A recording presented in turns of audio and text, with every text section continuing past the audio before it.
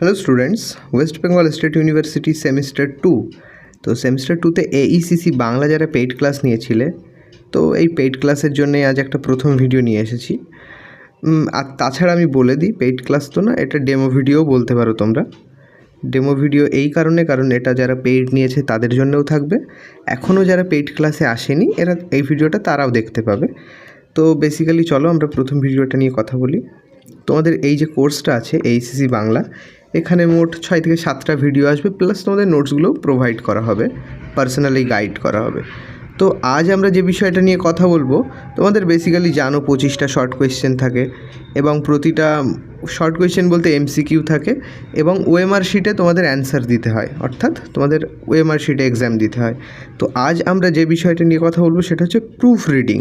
তোমাদের অনেক 3-4টে টপিক আছে। ইউনিট 1 আছে প্রুফ রিডিং, তো তারপর আছে কম্পিউটারের মুদ্রণ প্রকল্প যেটা আছে প্রযুক্তি, এবং ইউনিট 3তে আছে প্রকাশনা সম্পর্কিত ধারণা যেটা আছে।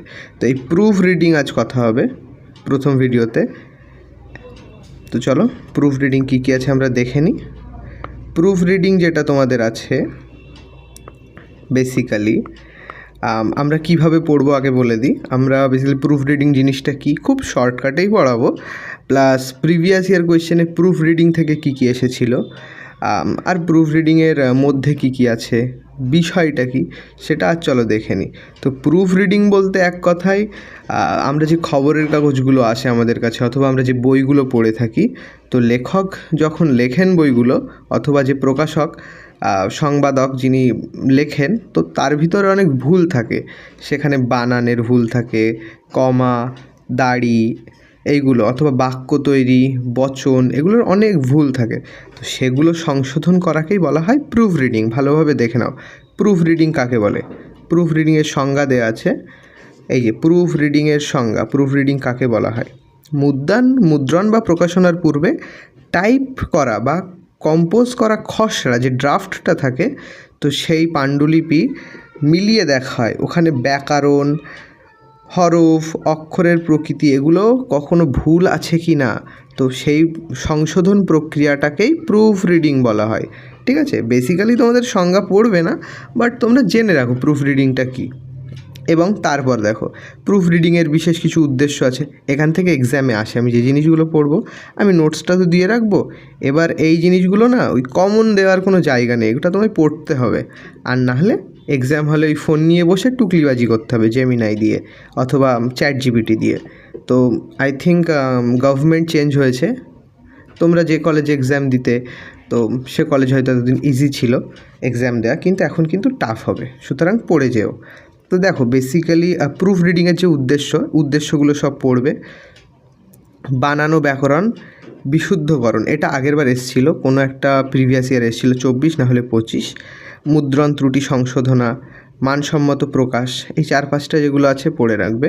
তো চলো তারপরে দেখি কি আছে।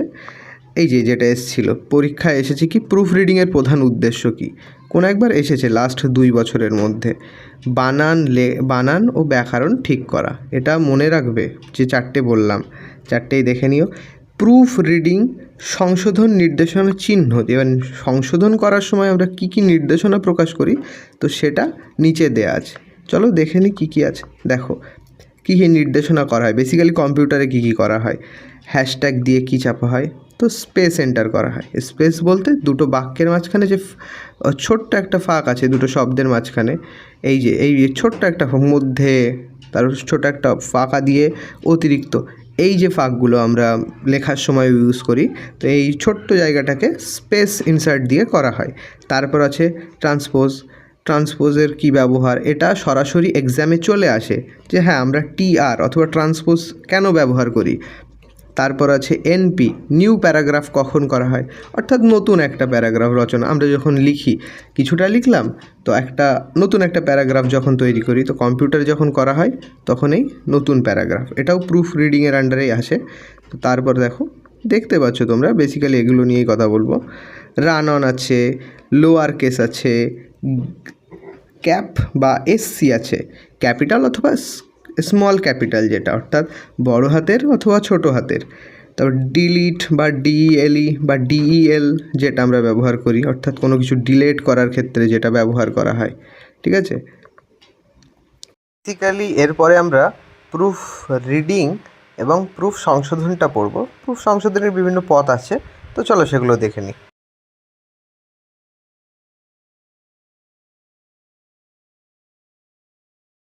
গল্প লেখার পর তোমার যে খসড়াটা তৈরি হলো, নিজের পার্সোনাল খাতায় যেটা লিখেছো সেটাকে বলা হয় প্রথম প্রুফ। দ্বিতীয় প্রুফ বলতে তোমার যে খাতাটা আছে ওটা একজন বিশেষজ্ঞকে দিলে সে ওখান থেকে বিভিন্নভাবে নির্বাচন করে কোথায় কোথায় ভুল আছে দাগালো। এটা বিভিন্ন কালি দিয়ে দাগানো হয়, বিভিন্ন পদ্ধতি আছে ভুলগুলো নির্দেশ করা, সেটা পরে পড়বো। তো এটাকে বলা হয় দ্বিতীয় প্রুফ। একবার সংশোধনিত করার পর প্রথম প্রুফ সংশোধনের পর প্রাপ্ত খসড়াকে দ্বিতীয় প্রুফ বলা হয়। এরপর আসে মেকআপ প্রুফ। আমরা তো যে প্রবলেমগুলো আছে সেগুলো প্রথমে খুঁজে বের করলাম যে হ্যাঁ এখানে এই প্রবলেম আছে, তো সেগুলোকে সংশোধন করার পর যেটা আসবে সেই প্রুফগুলোকে, সেটাকে বলা হয় মেকআপ প্রুফ। এটা 3 নম্বর। তো এই মেকআপ প্রুফ কাকে বলে, এটা কিন্তু আগের বছর কিংবা তার আগের বছর কোনো একটা প্রিভিয়াস ইয়ার কোয়েশ্চেনে ছিল, সম্ভবত 2025 সালেই এসছে তোমাদের এইটা, যে মেকআপ প্রুফ কাকে বলে, থার্ড প্রুফ কাকে বলে।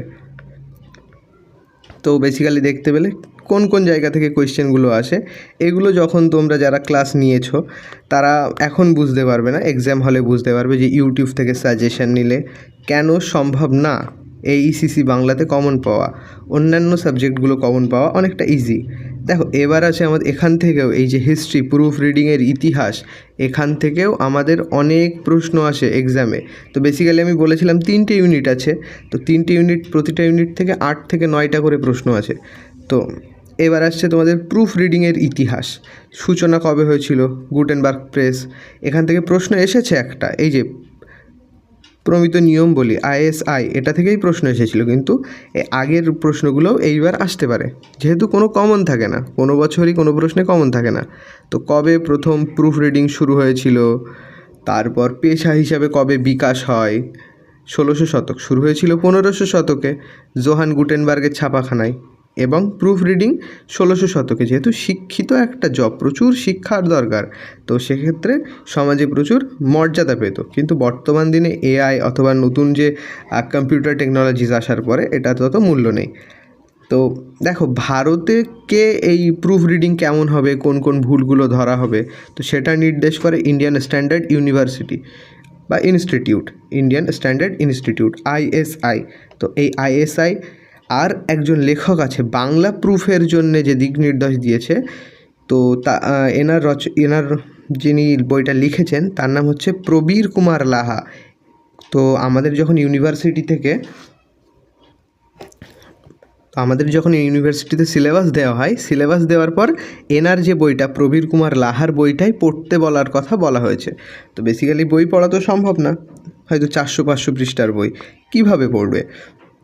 তো এবার দেখো প্রুফ রচনার জন্যে আমাদের ডিজিটাল যুগে যে প্রুফ রচনা আমরা কিভাবে করব, তো সেটার জন্যে দেখো বিভিন্ন টুলস আছে, যার মধ্যে থেকে একটা আমাদের পড়েছিল প্রিভিয়াস ইয়ারে। আমি আগেই বলে দিই, এইটা আমাদের প্রিভিয়াস ইয়ারে পড়েছিল, ঠিক আছে, অ্যাভ্রো কিবোর্ড। এটা বাংলা ফন্টের জন্যে আমি দেখাচ্ছি প্রিভিয়াস ইয়ার খুলে কোন প্রুফ ব্যবহার করা হয়। তো এছাড়াও আরও কিছু কিছু আছে, যেমন গ্রামারলি আছে, ডিজিটাল যুগে সবচেয়ে জনপ্রিয় AI এবং ব্যাকরণ proof reading software. Google Docs, MS Word, এখানে বেসিক্যালি MS ওয়ার্ড যারা ইউজ করেছে একটু আধটু কম্পিউটারে জানো, তো ওখানে ইউজ করলে কোনটা কোনটা ভুল হয়েছে লাল রং দিয়ে দেখিয়ে দেয়। তো এটা একটা প্রুফ রিডিং। আর এই তো বললাম আমি, এইটা 3 নম্বর গুগল ইনপুট টুলস বা অ্যাভ্রো কিবোর্ড। তো এটা বাংলা ফন্টের জন্য ব্যবহার করা হয়, এটা এক্সামে এসছে আগেরবার। ইউনিকোড ফন্টস বা কালপুরুষ যেটা, তো এগুলো বেসিক্যালি এই ডিজিটাল ফন্টগুলো আমাদের আসে। তারপর আছে ডেস্কটপ পাবলিশিং, ডেস্কটপের ডিফল্ট যেটা থাকে সেটাকে ডেস্কটপ পাবলিশিং বলা হয়। তো এটাও মোটামুটি খুব একটা ইম্পর্ট্যান্ট জিনিস ডেস্কটপ পাবলিশিংটা। তো এই বেসিক্যালি এগুলো পড়ে রাখবে যে কোন কোন সফটওয়্যার, যেহেতু একটা আমাদের পড়েছে, যেহেতু এইটা পড়ে গেছে, তো এবছর অন্যগুলোও আসতে পারে, ঠিক আছে, তো অন্যগুলো পড়ে নিও। এরপর আমরা পরেরটা দেখে নিই। পরে দেখো কিছু শর্টকাট আছে, তো আমি বললাম যেহেতু ডিজিটাল প্রুফিং হচ্ছে এখন হিউম্যান প্রুফ আর হয় না, মানুষে বসে আর সংশোধন করে না, কম্পিউটারেই হয়। তো দেখো এগুলো বেসিক কম্পিউটারের জিনিস, যারা ল্যাপটপ অথবা ডেস্কটপ একটু আধটু চালাতে জানো তারাও জানো। CTRL+C, CTRL+V, CTRL+Z, CTRL+P, Windows+D। তো CTRL+C ডকুমেন্ট কপি করার জন্যে, CTRL+C ডকুমেন্ট পেস্ট করার জন্যে, Z পূর্ব অবস্থায় আন্ডু করার জন্যে, তা CTRL+P প্রিন্ট করার জন্য অথবা PDF আকারে সেভ করার জন্যে, Windows+D যেটা সরাসরি ডেস্কটপে যে ফিরে আসার জন্য সেটা। তো বেসিক্যালি এটা অন্য পদ্ধতিও আছে, আমরা লেফট ক্লিক করে ওখান থেকে এইগুলো করতে পারি, কপি পেস্ট, বাট এটা শর্টকাট, ঠিক আছে। তো এই শর্টকাটগুলো মুখস্থ করে নেবে, খুব বেশি জিনিস না, যারা একটু আধটু ডেস্কটপ জানো তাদের জন্য তো পড়াই লাগবে না, বাট যারা জানো না তো তাদের জন্য একটু মুখস্থ করে যাবে, যেহেতু এক্সামটা খুব চাপের। আর ওএমআর শিটে হয় তো ওটাতে ফেল করলে অনেক সময় তোমার ইয়ার ব্যাকও দিয়ে দেয়। দেখো এরপর কী আছে, প্রুফ রিডিংয়ের সঠিক পদ্ধতি ও এড়িয়ে চলার নিয়ম যেগুলো আছে তো সেগুলো আমরা পড়বো। এটা পুরোনো দিনে ব্যবহার হতো, তবুও তোমরা জেনে রাখবে। এখান থেকে কোন কোয়েশ্চেনটা এসছে আমি বলে দিচ্ছি। একজন আদর্শ প্রুফ রিডিংয়ের গুণাবলী কী কী থাকা দরকার সেগুলো দেখে নেবে। তো ধীরে ধীরে প্রতিটি বর্ণ, যুক্তাক্ষর, জ্যোতিচিহ্ন আলাদা আলাদা করে মনোযোগ দেওয়া, অর্থাৎ এই যে যুক্তাক্ষরগুলো থাকে প্লাস কমা, দাড়ি, ফুল হাইপেন যেগুলো থাকে সেগুলো কেমনভাবে লেখা হবে না হবে মনোযোগ দিয়ে দেখা। তো এর বাইরেও আরও কিছু কিছু আছে।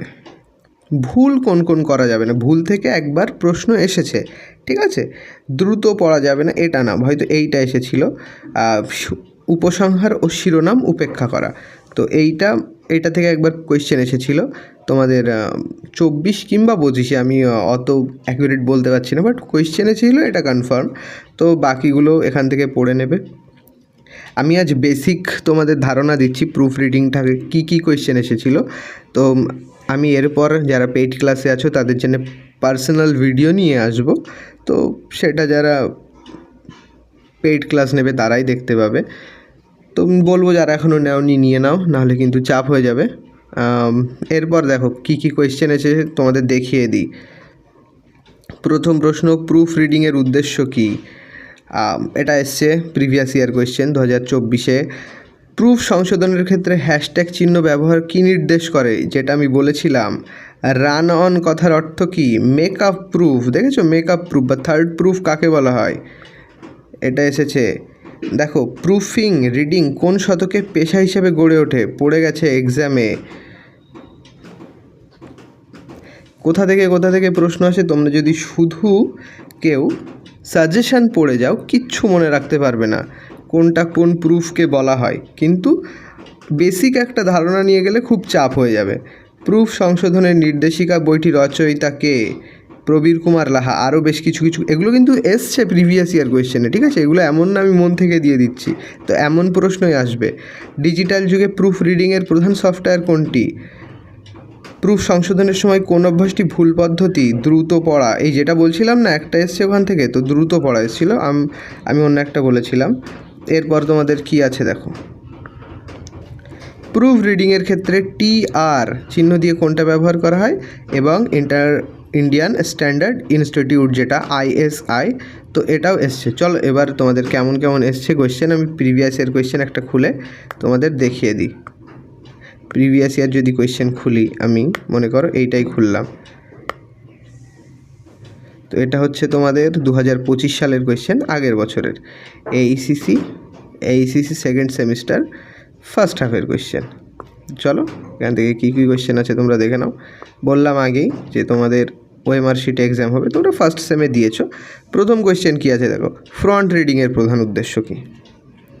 লেখার বানানো, ব্যাকরণ ঠিক করা, ঠিক আছে। তো এমন প্রশ্ন তোমাদের আসবে, তোমরা ভেবো না যে। এরপর দেখো 2-এর দাগ যেটা আছে, একটি ফ্রন্ট রিডিংয়ের টুলের উদাহরণ দাও। আমরা কি পড়লাম, এই যে গুগল ডকস অথবা MS পয়েন্ট থেকে হবে, তো আমরা MS পয়েন্টটা উত্তর দেব, ঠিক আছে। তো বেসিক্যালি এই রকমই কোয়েশ্চেন আসে, এছাড়া আরও কোয়েশ্চেন আছে যেগুলো অন্যান্য টপিক থেকে এসেছে। তো এই যে 9-এর দাগটা তোমরা দেখতে পাচ্ছ, ঠিক একটা গুরুত্বপূর্ণ কোয়েশ্চেন। ডিজিটাল প্রুফ রিডিংয়ের জন্য কোন সফটওয়্যার ব্যবহার করা হয়? Adobe Photoshop, Grammarly, Microsoft Excel নাকি অটোক্যাড? তো আমরা জানি গ্রামারলি, প্রথমেই পড়েছি। আজ ভিডিওটা প্রথম থেকে যারা দেখছো তারা বলতে পারবে উত্তরগুলো ইজিলি। তো এখানে আরও যে আমরা 6-7টা ভিডিও নিয়ে আসবো, তোমরা প্রত্যেকটা নোটস একদম হ্যান্ড টু হ্যান্ড পাবে, অর্থাৎ আমার এন্ড থেকেই পাবে। 24/7 সাপোর্ট পাবে এই বিষয়ে। তো সবাইকে বলবো, রিকমেন্ড করব পেইড ক্লাসটা নিয়ে নেওয়ার জন্য। আর যারা নিয়েছো, আপাতত গ্রুপে আছো 15-16 জন, তাদেরকে আমি এই গ্রুপটাতে অ্যাড করে দিচ্ছি, ঠিক আছে? West Bengal paid AECC Bangla যেটা আছে, তো ওটাতে অ্যাড করে দেবো, চাপ নেই। আর তোমরা যদি আমার চ্যানেলে এমনি জয়েন হতে চাও, চলে আসতে পারো টেলিগ্রামে। চ্যানেলের নাম হচ্ছে আপডেটস 4M। দেখা হচ্ছে পরের ভিডিওতে। তোমাদের প্রিভিয়াস ইয়ার কোয়েশ্চেনও দেওয়া হবে, প্লাস লাস্ট মিনিট সাজেশানসও দিয়ে দেবো। তো দেখা হচ্ছে পরের ভিডিওতে। অনেকটা বড় হয়ে গেছে ভিডিওটা। পরের ভিডিও আই থিঙ্ক 2-3 দিন পর নিয়ে আসবো। Good bye.